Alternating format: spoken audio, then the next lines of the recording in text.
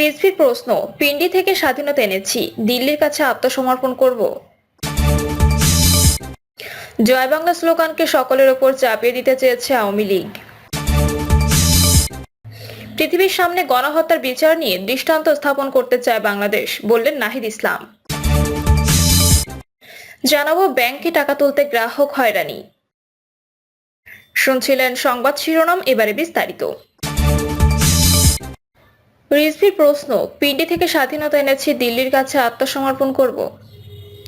BNP senior যুগ্ম মহাসচিব রুহুল কবির রিজভী বলেছেন, পিন্ডি থেকে স্বাধীনতা ছিনিয়ে এনেছি, দিল্লির কাছে আত্মসমর্পণ করব। এই রক্ত আমাদের মধ্যে নেই। তিনি বলেন, আজ যারা দিল্লির সাম্প্রদায়িক শাসক গোষ্ঠী, তারা জেনে রাখো, তোমরা একজন রক্তপিপাসু লেডি ফেরাউনকে টিকানোর জন্য গত 16 বছর সমর্থন দিয়েছিলে। রিজভী বলেন, ভুটান, নেপাল, বাংলাদেশ, মালদ্বীপ, শ্রীলঙ্কার লোকেরা নিজের কথায় চলুক, এটা ভারত চায় না।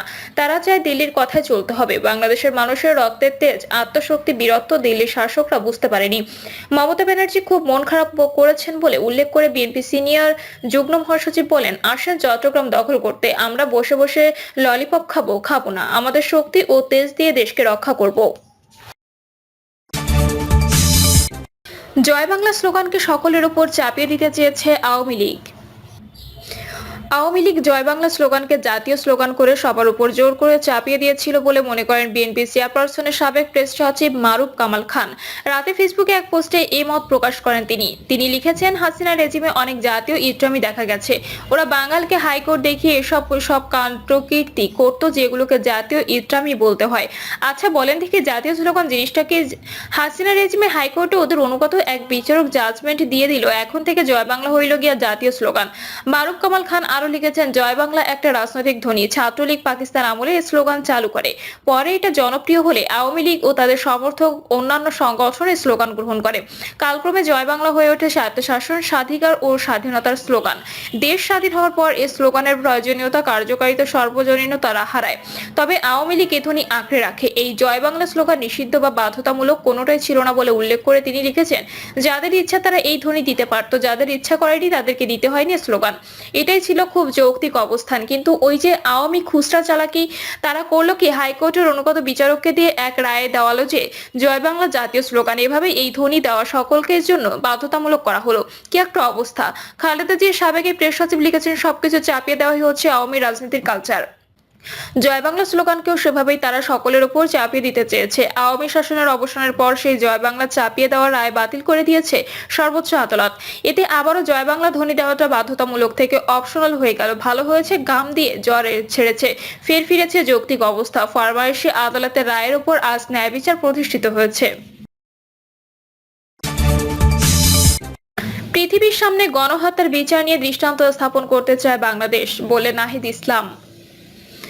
তথ্য ও সম্প্রচার উপদেষ্টা মোহাম্মদ নাহিদ ইসলাম বলেছেন, পৃথিবীর সামনে গণহত্যার বিচার নিয়ে দৃষ্টান্ত স্থাপন করতে চায় বাংলাদেশ। তিনি বলেন, জুলাই গণ অভ্যুত্থানে ফ্যাসিস্ট আওয়ামী লীগ সরকার যে গণহত্যা চালিয়েছে তা কল্পনাতীত।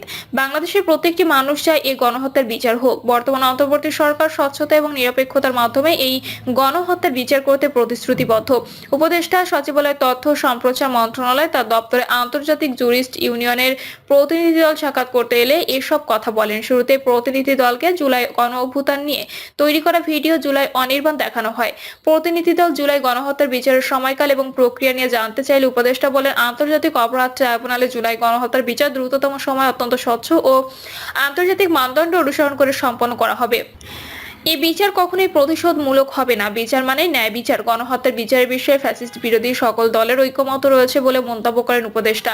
পাশাপাশি এই বিচার প্রক্রিয়াকে এগিয়ে নিতে দেশ বিদেশের সহযোগিতা প্রত্যাশা করেন তিনি। উপদেষ্টা বলেন, এই বিচার শুধু বাংলাদেশের নির্যাতিত এবং গণহত্যার শিকার হওয়া মানুষের ন্যায্য অধিকার প্রতিষ্ঠার জন্য নয়, বরং বিশ্বের মানবতার বিরুদ্ধে অপরাধের পরিণাম হিসেবে বিচার প্রক্রিয়া সম্পন্ন করা প্রয়োজন। এই বিচার প্রক্রিয়ার উপর আন্তর্জাতিক সম্প্রদায়ের নজর রয়েছে এবং বর্তমান অন্তর্বর্তী সরকার এই বিষয়টি গুরুত্ব সহকারে দেখছে। আন্তর্জাতিক জুরিস্ট ইউনিয়নের পরামর্শ, সহযোগীরা এবং অভিজ্ঞতা বর্তমান অন্তর্বর্তী সরকার গ্রহণ করবে বলেও উল্লেখ করেন উপদেষ্টা। ব্যাংকে টাকা তুলতে গ্রাহক হয়রানি। চরম তারল্য সংকটে আছে দেশের কয়েকটি বেসরকারি ব্যাংক। কেন্দ্রীয় ব্যাংক থেকে ধার পেয়েও সংকট কাটাতে পারছে না ব্যাংকগুলো। ফলে গ্রাহকের চাহিদা মতো টাকা দিতে পারছে না এসব ব্যাংক। গত কয়েক মাসে তারল্য সংকটে থাকা ব্যাংকগুলোকে প্রায় 28,000 কোটি টাকা ধার দেওয়া হয়েছে।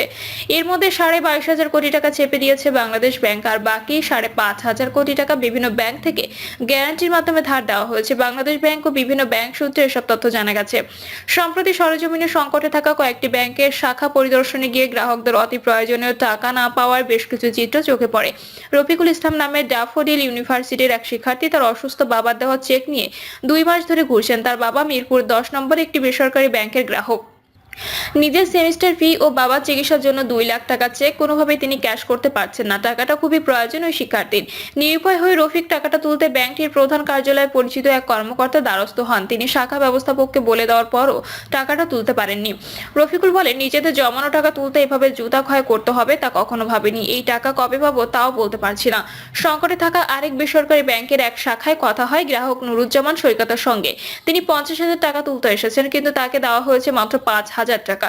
এ নিয়ে ব্যাংক ক্ষোভ প্রকাশ করেন। তিনি বলেন, পুরান ঢাকায় আমার একটা ছোট ব্যবসা আছে, এখানে কয়েকজন কর্মী রয়েছে। আমার মাস শেষে তাদের বেতন দিতে হয়। ব্যাংকে টাকা থাকা সত্ত্বেও এখন তাদের টাকা দিতে পারছি না। তাদের সামনে আমি বেইজ্জত হয়ে গেছি। ঢাকার একজন আইনজীবী ওই ব্যাংক থেকে ডিপিএস এর বিপরীতে ঋণ নিয়েছিল। সেই টাকা স্থানান্তর করেন ওই শাখাতেই তার মেয়ের অ্যাকাউন্টে। প্রথম দফায় হাজার 50 তুলতে পারলেও বাকি টাকা আর তুলতে পারছে না। ব্যাংকটির বাসাবো শাখা অক্টোবর থেকে জনপ্রতি মাসে 5,000 টাকা করে দিয়েছে বলে জানান ওই আইনজীবী। ব্যবস্থাপকের সঙ্গে দেখা করেও লাভ হয়নি। ব্যক্তিগত তথ্য বলে তিনি নাম প্রকাশ করতে চাননি। ব্যাংকের শাখা ব্যবস্থাপকের উদ্ধৃতি দিয়ে ওই আইনজীবী জানান, সবাই একসঙ্গে টাকা তুলতে আসায় এমনটি হচ্ছে, তাদের কিছুই করার নেই। পরে ওই আইনজীবী ঋণের টাকা তুলতে না পারলেও এর বিপরীতে ঠিকই তাকে সুদ গুনতে হবে। এ নিয়ে ক্ষোভ ও বিরক্তি প্রকাশ করেন তিনি। এই আইনজীবীর মতো হাজারো গ্রাহক এখন বেশ কয়েকটি ব্যাংক থেকে জরুরি দরকারে নিজের অর্থ তুলতে পারছে না। এমনকি কিছু ব্যাংকার যেমন নিজের বেতনের টাকা তুলতে পারছে না, তেমনি এসব ব্যাংকে স্যালারি অ্যাকাউন্ট থাকা অন্য প্রতিষ্ঠানের কর্মীদেরও টাকা পেতে নাজেহাল হতে হচ্ছে। বিশ্লেষকরা বলছেন, বছরের পর বছর ধরে হওয়া অনিয়মের জের টানছে ব্যাংক খাত। কয়েক দশক ধরে এ নিয়ে নানা আলোচনা সমালোচনা হলেও যথাযথ পদক্ষেপ নেয়নি সরকার।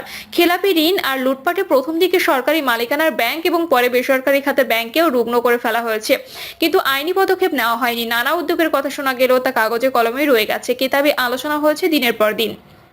তাদের মতে ব্যাংকগুলো টাকা ফেরত দিতে না পারায় দায় এককভাবে শুধু ব্যাংকগুলোর নয়, বাংলাদেশ ব্যাংকের উপরও দায়িত্ব বর্তায়। কারণ লাইসেন্স দাতা প্রতিষ্ঠান হিসেবে আমানতের সুরক্ষার দায়িত্ব নিয়ন্ত্রক সংস্থার। কিন্তু গত 15 বছরে ব্যাংক খাতের অনিয়ম দুর্নীতি তাকিয়ে দেখা ছাড়া কোনো কাজ করেনি বাংলাদেশ ব্যাংক। এমনকি দুর্নীতিবাজদের আইনি সুবিধা দিয়ে এসেছে সংস্থাটি। কিছু অসাধু কর্মকর্তার জন্য পুরো কেন্দ্রীয় ব্যাংকের ভাবমূর্তি নষ্ট হয়ে গেছে। বাংলাদেশ ব্যাংকের নির্বাহী পরিচালক ও মুখপাত্র হুসনা আরা শিখা বলেন, ব্যাংকে গ্রাহকের আমানতের টাকা নিয়ে আতঙ্কের কিছুই নেই। সবাই তার আমানতের টাকা ফিরে পাবেন। ব্যাংকগুলো ঘুরে দাঁড়াতে কিছুটা সময় লাগবে। অপ্রয়োজনে বা এক ব্যাংক থেকে টাকা তুলে অন্য ব্যাংকে রাখার প্রবণতা না কমলে সব গ্রাহকের টাকা একসঙ্গে ফেরত দেওয়া সম্ভব নয়। একযোগে সব গ্রাহক টাকা তুলতে গেলে পৃথিবীর কোনো ব্যাংকই টিকবে না। কিছু গ্রাহকের আমানতের টাকা ওঠানোর প্রয়োজন হচ্ছে না, তারপরও তারা টাকা তুলতে যাচ্ছেন। ফলে কিছু ব্যাংকে তারল্য সংকট তীব্র আকার ধারণ করেছে। ব্যাংকগুলো যেন ঘুরে দাঁড়াতে পারে সেজন্য কেন্দ্রীয় ব্যাংক গ্যারান্টির সুবিধা অব্যাহত রেখেছে। তবে অধৈর্য হলে চলবে না, একটু সময় দিতে হবে। একের পর এক অনিয়ম ও জালিয়াতির কারণে ব্যাংক খাতে যে কোনো সময়ের চেয়ে এখন খেলাপি ঋণ বেশি। ব্যাংকের টাকা শুধু যে ফেরেনি তা নয়, বড় অঙ্ক পাচারও হয়েছে। বাংলাদেশ ব্যাংকের হালনাগাদ তথ্য বলছে, জুলাই সেপ্টেম্বর প্রান্তিকে খেলাপি ঋণ বেড়েছে প্রায় 74,000 কোটি টাকা, যা আগের 3 মাসের তুলনায় 2.5 গুণেরও বেশি। মোট খেলাপি ঋণ দাঁড়িয়েছে 2,84,997 কোটি টাকা। এতে বিতরণ করা ঋণের 16.93%। জুন শেষে যা ছিল 2,11,000 কোটি টাকা। খেলাপি ঋণের পরিমাণ রাষ্ট্রায়ত্ত ব্যাংকগুলোতে বেশি। অর্থনীতিবিদ ও ব্যাংকাররা বলছেন, ব্যাংক খাতে বর্তমানে সবচেয়ে বড় সমস্যা তারল্য সংকট। মূলত এর সমস্যা প্রকাট আকারে ধারণ করেছে ইসলামী শরিয়া ভিত্তিক ব্যাংকগুলোতে, বিশেষ করে ক্ষমতাচ্যুত আওয়ামী লীগ সরকারের আমলে চট্টগ্রাম ভিত্তিক এস আলম গ্রুপের নিয়ন্ত্রণাধীন ব্যাংকগুলো থেকে টাকা বের হয়ে যাওয়ায় এর মূলে। গ্রাহকদের নিয়মিত টাকা ফেরত দিতে রীতিমতো হিমশিম খাচ্ছে এসব ব্যাংক। প্রিয় দর্শক, এই ছিল এখনকার সর্বশেষ সংবাদ। আপডেট সব সংবাদ পেতে চ্যানেলটি সাবস্ক্রাইব করে বেল আইকনটি ক্লিক করে রাখুন।